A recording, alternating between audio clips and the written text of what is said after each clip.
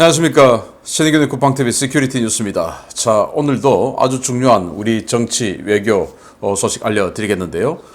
북한 노동자들이 불법으로 지금 러시아에 많이 가 있죠. 그런데 그 러시아에 파견되어 있는 노동자들이 가장 1차적으로 돈바스 지역에 파견될 거다라는 소문이 도니까 겁나죠. 가서 죽기 싫으니까. 그래서 러시아 현지에서 노동자 그리고 그 노동자를 관리하는 간부들 할 것 없이 마구마구 탈북하고 있다고 하는데 어떤 내용인지 또 어떤 예상인지 한번 보겠고요.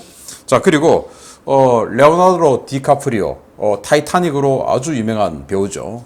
그가 중국이 전 세계 어족 자원을 싹쓸이 하고 있는 것을 이제 비난을 했더니 이 중국인들이 디카프리오를 뭐 감히 어디 감히 뭐 이런 식으로 지금 난리가 나 있는데 도대체 무슨 내용인지 한번 보겠습니다. 자, 그러면서 우리 국내 언론도 보도가 많이 나왔지만 로널드 레이건 항모전단이 동해로 다시 들어왔다. 북한이 탄도미사일 쏜 거에 격분해서. 그런데 그 이유가 밝혀졌습니다. 저희들이 단독 보도합니다. 로널드 레이건 항모전단 머리 위로 쐈습니다. 어떤 내용인지 보겠습니다. 신인근의 국방TV 구독, 알림, 좋아요 눌러주십시오. 북한은 공식적으로는 우크라이나 전장에 인력을 파견하지도 무기를 판매하지도 않는다고 밝히고 있지만 실상은 그렇지 않은 것 같습니다. 러시아에 파견된 북한 노동자들이 돈바스 파견을 준비하라는 상부의 지시를 받고 겁에 질려 앞다투어 탈북하고 있다는 소식입니다. 최근 러시아 지역에 파견된 북한 노동자들이 조만간 우크라이나 전장에 끌려갈지도 모른다는 불안감에 시달리고 있으며 이 때문에 탈북한 노동자들이 증가하면서 일부 작업장에서는 작업 중단 사태가 벌어지고 있다고 자유아시아 방송이 10월 4일 보도했습니다.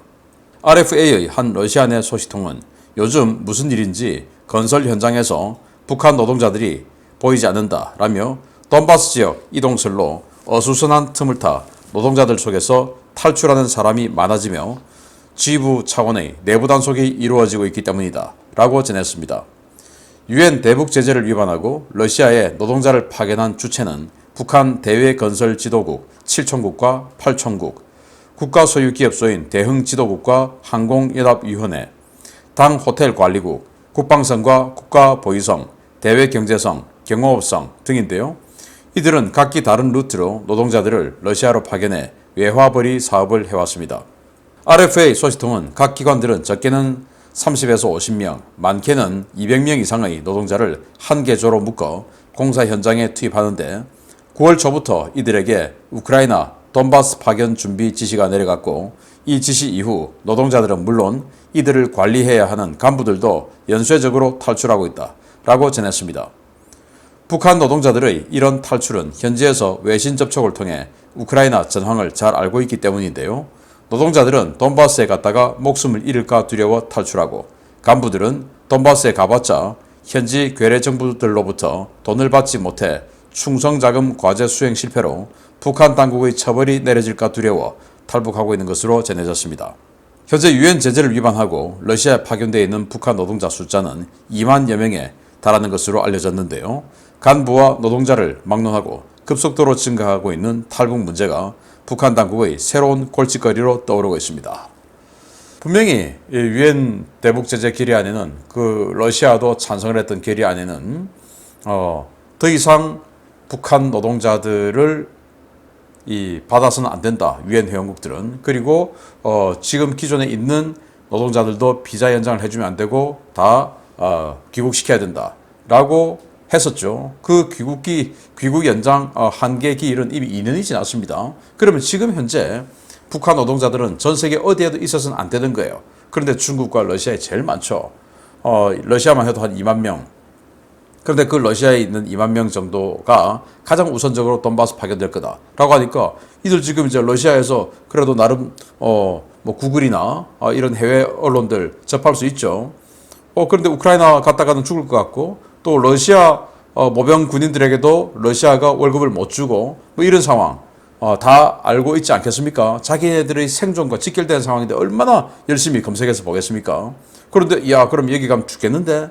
라는 생각이 들죠. 그러다 보니까 이제 노동자들은 도망가고 그러면은 또 이 지휘관들, 간부들도 거기 가면 이 조직별로 묶어서 할당량의 이 충성자금을 바쳐야 되는데 지금 가봐야 노동자들 탈출하고 또 이 탈출하는 것에 대한 책임도 또 본인이 져야 되고, 또 지금 뭐 돈바스 정부나 러시아 정부 돈을 안 줄 것 같고, 그러면은 돈을 마련하지 못했다고 또 처벌받고, 자기는 이제 관리자니까 그럴 바에야 도망가자, 또 도망가고, 자, 이런 상황이라고 하는데, 저는 이 북한 노동자 파견이 좀 유야무야 되어서 좌절될 가능성도 없지 않아 있다라고 봅니다. 왜냐?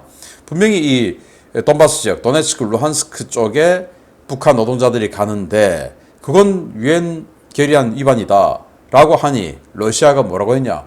아니, 루한스크와 도네츠크 인민공화국은 유엔 회원국이 아니기 때문에 유엔 대북 제재 결의안을 저촉받지 않는다. 왜? 그 유엔 대북 제재 결의안은 유엔 회원국들이 결의지 회원국이 아닌 도네츠크와 루한스크는 저촉받지 않아서 문제없다. 이렇게 이야기했죠.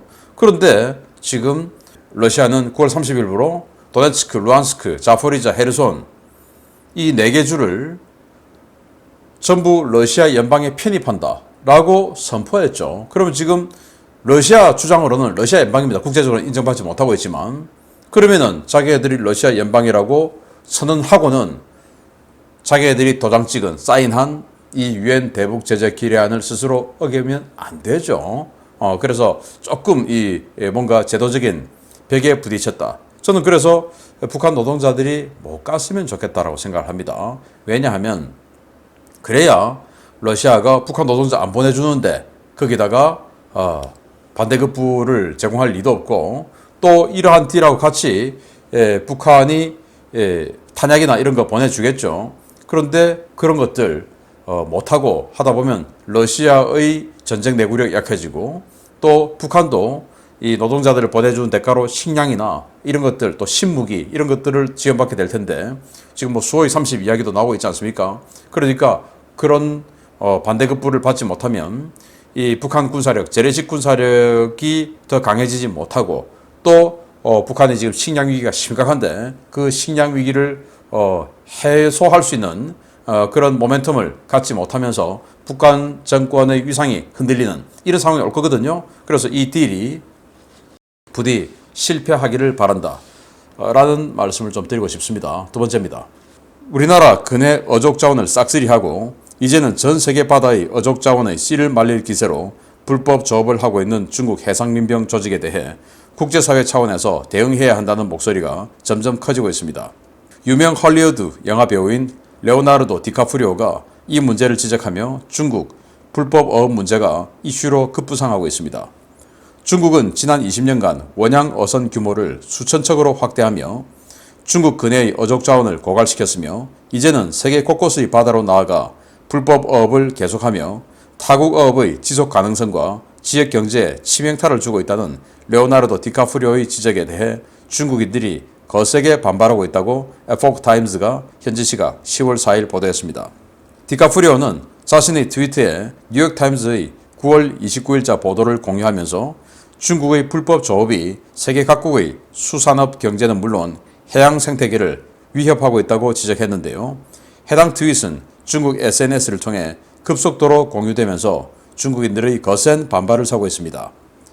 디카프리오가 공유한 뉴욕타임스 보도에 따르면 중국은 무려 3,000척에 달하는 대형 어선들로 구성된 세계 최대 원양 어선단을 조직해 조직적으로 IUU, 즉 불법, 비보고, 비규제 조업을 하고 있는데요. 실제로 이번 국정감사 기간 중에 우리 정부가 파악한 중국 어선의 서해 한국 이지 내에서의 중국 어선 조업량은 한국의 13배에 달해 서해 주요 어족 자원이 그야말로 씨가 마르는 수준의 피해를 입고 있습니다.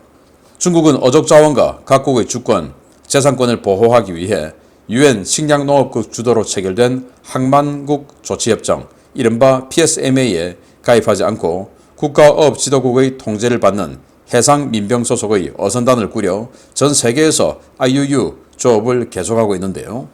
이들은 때를 지어 다니며 흉기로 무장하고 타국 해안경비대를 위협하는 범죄 행위도 서슴지 않고 있어 국제적으로 큰 문제가 되고 있습니다. 공식적으로는 민간인 신분인 어민들이 무장을 하고 타국의 주권 수역에서 무력을 행사하는 것은 국제해사기구에서 제정한 국제해상충돌예방법규 위반이자 국제법으로 금지하고 있는 해적 행위로 형사처벌은 물론 정규군에 의한 무력 대응이 가능한 행위인데요. 우리 서해는 물론 남해와 동해까지 확대되고 있는 중국의 이러한 불법 행위에 대응해 주변국과 공조한 고강도 대응이 필요하다는 목소리가 커지고 있습니다. 자, 이 사진 한번 보십시오. 이게 작년 2월에서 작년 9월까지 필리핀 근해의 그 암초를 필리핀이 보호하고 있는데 그걸 이제 무력으로 뺏기 위해서 해상민병, 이 지휘선이에요. 한 7척의 지휘선을 연환으로 이렇게 묶어서 앵커링을 하고 이제 파도가 쳐도 이제 덩치가 크면 괜찮으니까. 자, 이렇게 해서 무려 7개월 동안 지휘를 하는데 이 7척의 연환 지휘선의 지휘를 받는 어선은 무려 250척. 그 250척이 암초를 에워싸고 필리핀 관공선이 오는 것을 막고 공격하고 이런 식으로 했었어요. 자, 그런데 이건 이제 해상민병의 어떤 그 영토 주권 침탈 행위고 어족자원 정말 뭐 심각하죠. 우리 NLL 지역에 한국 어선이나 북한 어선이 들어가지 못하는 그 비무장지대 선이 있지 않습니까? 거기를 그냥 중국 어선들이 들어옵니다. 거기는 뭐 완전 싹쓸이해서 가죠. 우리 어선이나 북한 어선은 못 들어가는데 싹쓸이해서 갑니다. 그것 때문에 지금 문제가 되고 있고 또 그걸 넘어서서 이제 한강 하구까지 들어왔죠. 그래서 뭐 납포되기도 하는데 지난 정부 때는 거의 납포 실적이 없었죠. 지난 정부 해경과 지금의 해경은 왜 그렇게 다른지 모르겠어요. 아무튼 그래 왔는데 이게 이제 전 세계로 확산되다 보니까 이제 근해는 뭐 싹쓸이해서 없고 그러니까 이제 어선단을 크게 조직해서 태평양 남쪽으로도 가죠. 그래서 남미에 있는 태평양 연안 국가 4개 국가, 콜롬비아, 에콰도르, 페루, 칠레 이 4개 국가는 자기네들 연합해서 이 무력 대응하자라고 지금 논의가 진행되고 있습니다. 그 정도로 지금 심각해요. 레오나르도 디카프리오, 제가 젊은 시절 때 타이타닉 그 영화를 보면서 참 좋아했던 배우인데 정말 훌륭한 일을 하는 것 같습니다. 그러다 보니까 중국 이 인민들이 디카프리오의 이런 그 중국 어선들의 정말 싹쓸이 노획 행위에 대해서 비난하는 트윗을 리트윗하면서 어디 감히 어디 건방지게 그러면서 디카프리오 출연한 영화를 보지 말자라는 불매운동을 하는 등 이런 쓰레기 같은 짓을 하고 있는데 자, 우리 어선 우리 그 수역에 들어와서 우리 이창호 경사 같은 분도 결국 이렇게 해서 돌아가셨지 않습니까? 보십시오. 이게 무슨 뭐 고대 갤리선입니까? 뭡니까? 이렇게 해서 창을 달고 우리 해경 선이 접근하지 못하도록 창을 달아서 접근하지 못하게 하고 올라가면 이렇게 죽창, 화염병 이런 거로 우리 해경들을 때리고 공격하고 그러다 보면 결국 죽는 우리 해경이 나오는데 영해선에 들어와서 무장을 한다. 무장이라는 게 별거 있습니까? 이런 게 무장이죠. 그러면은 우리 해군이 이건 발포해서 격침시켜도 되는 거 아니겠습니까? 그래서 말레이시아 같은 나라들을 격침시켜버립니다. 우리나라도 볼 것 없이 격침하기를 바랍니다. 그러면은 죽는 것보다는 돈을 못 버는 게 더 나으니까 죽지 않기 위해서 안 들어올 거 아니겠습니까? 뭐 중국 어선 보면 상전대하듯이 하고는 제발 가주세요 라고 하는 이 해경들의 정권에 따라서 달라지는 이런 행태. 이래서는 안 되죠. 그래서 아예 들어오면 그냥 발포해서 격침시켜버리자 라는 말씀을 드리면서 이게 이제 국회에서 나온 내용인데 한번 보십시오. 우리 이지 잠정 조치 수역해서 지금 획정이 제대로 안 돼 있으니까 여기에서 이제 할당량에 따라서 서해 중간 수역 조업을 하죠. 그런데 우리 어선들 이거 보십시오. 그리고 어획량이 우리는 뭐 2,920톤, 뭐 2,774톤, 여기는 4만 톤. 13배나 서해에서 우리 이지 내로 들어와서 이런 식으로 조업을 하고 있는 게 중국인데 이거 봐줘서 되겠습니까? 그래서 이 남미에서도 지금 이런 식으로 중국에게 무력 대응하자라는 논의가 나오고 있는데 우리 3함대 그리고 2함대 북한만 바라보지 말고 이 대한민국의 이익을 지키기 위해서 우리 어민들의 이익을 지켜주기 위해서 들어오면 그냥 발포해버리는 이런 전례도 한번 남겨보자 라는 말씀을 꼭 드리고 싶습니다. 가만두면 안 됩니다. 세 번째입니다. 북한의 숱한 단거리 탄도미사일에 대해서는 별다른 반응을 보이지 않던 미국이 일본 열도를 관통하는 중거리 미사일 도발에 대해서는 격앙된 반응을 보이고 있습니다. 알고 보니 북한의 이번 미사일 도발, 미국의 항모 전단을 겨냥한 것이었습니다.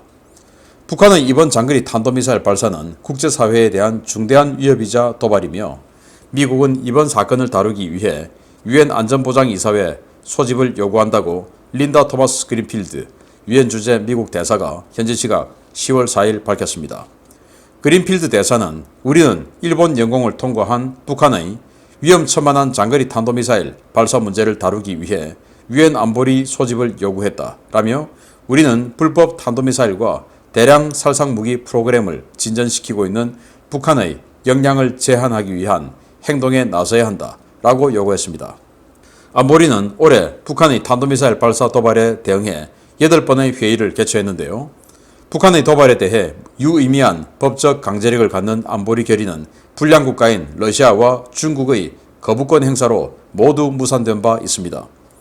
미국은 안보리 소집을 요구하는 한편 각 기관에서 북한을 성토하는 메시지를 내고 북한의 미사일이 통과한 일본 북부 영공에서 미일 연합 공군 훈련을 실시하는 등 민감한 반응을 보이고 있는데요. 북한 당국이 10월 4일 오전 탄도미사일을 발사했을 당시 미사일 비행 경로였던 일본 규슈 북동부 해역에는 미국의 로널드 레이건 항모 전단이 있었던 것으로 확인되었습니다. 당시 레이건 전단은 로널드 레이건 항공모함을 필두로 이지스 순양함 챈슬러스빌, 이지스 구축함 벤폴드, 일본 해상자위대의 호위함 몇 척과 함께 인근 해역을 항해 중이었는데요. 북한의 탄도미사일은 레이건 전단의 머리 위를 통과해 북태평양 해역에 탄착했습니다.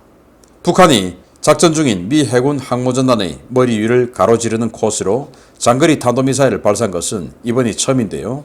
이에 격분한 미 해군은 로널드 레이건 항모전단을 다시 동해로 진입시켜 북한에 대한 강력한 압박을 이어나가기로 했습니다. 강력한 압박만 하지 말고 강력한 타격 한번 하면 어떨까요? 자, 이렇게 북한이 미사일 쐈는데 미사일 쏘고 나서 우리 한미연합공군도 우리 한국공군의 F-15K 그리고 주한미 공군의 F-16들이 타격 훈련했죠. 제담 떨어뜨려서 직도 사격장에 타격 훈련하고 그리고 한미 육군은 이제 동해에서 탄도미사일 각각 2발씩 우리는 현무2 그리고 미국은 에이테킴스 이렇게 쐈는데 정말 안타깝게도 우리 현무2 중에 한 발이 추락하고 말았죠. 참 안타까운데요. 아무튼 뭐 이런 무력 시위 또 일본에서도 주일미 공군과 또 일본 항공자위대가 또 이런 식으로 무력 시위를 하고 하는데 이렇게 하는 이유가 있었어요. 자, 스가루 해협을 통과합니다. 통과해서 태평양 쪽으로 나가는 뭔가가 보이죠. 여기 물동량이 워낙 많으니까 군함이라 하더라도 사고 방지를 위해서 여기는 AIS를 켭니다. 여기 보니까 스가루 동쪽으로 나가고 있다. 바로 미 항모 로널드 레이건 이야기입니다.